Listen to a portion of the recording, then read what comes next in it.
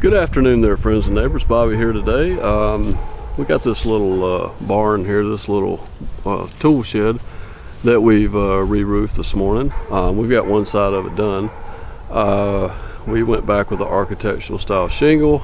Up here at the transition, we done a little drip rail, and instead of folding shingles over and nailing them like they were done before, we installed a drip rail, and then actually started off with a new starter shingle and continued on up the roof. So it looks a little nicer. There's no nail heads exposed or anything, and it kind of straightens up the line at the corner right there, because it just kind of makes it look nice and straight.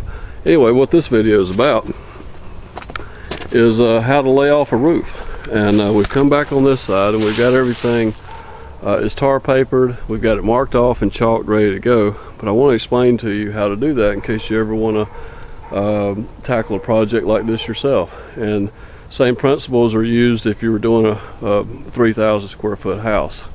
So let's start over here. I want to show you these two marks at the bottom. Now we're going to bring this shingle past the edge 1.5 inches. There's no gutter on here, but we're going to come 1.5 inches on this. That's what we decided we wanted to do.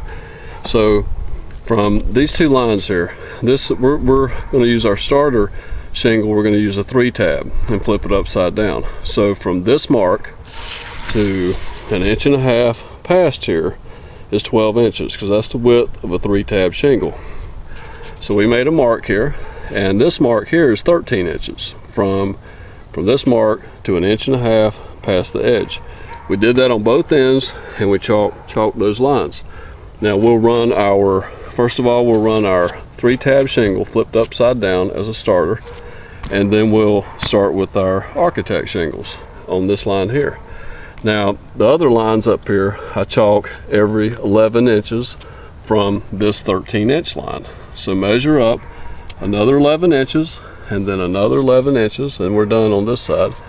And chalk your lines, mark them on both ends and chalk those, and then you'll be ready to go. Now what we'll do, you can mark every 5.5, but I like to just go every 11. It's easier.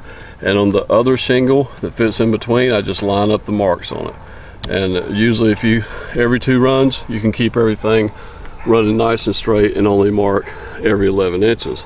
Now you'll see this line that goes vertical. Now what this line is I made a mark from this mark to 1.25 inches past the edge of the roof here, and that's where I'm going to nail I'm going to nail a 3-tab, turn backwards again up here, all the way up the roof on both ends. And that's also going to be the edge that I come to with my architect shingle over top. Now you just mark down here 12 inches to 1.25 inches past, top and bottom, chalk your line. Did the same thing on the other end, and we will run the starter shingle on there first, and then after that we're ready to shingle up this roof. Folks, I hope that helped a little bit, and thanks for watching the video, and we'll see you next time. Have a great day.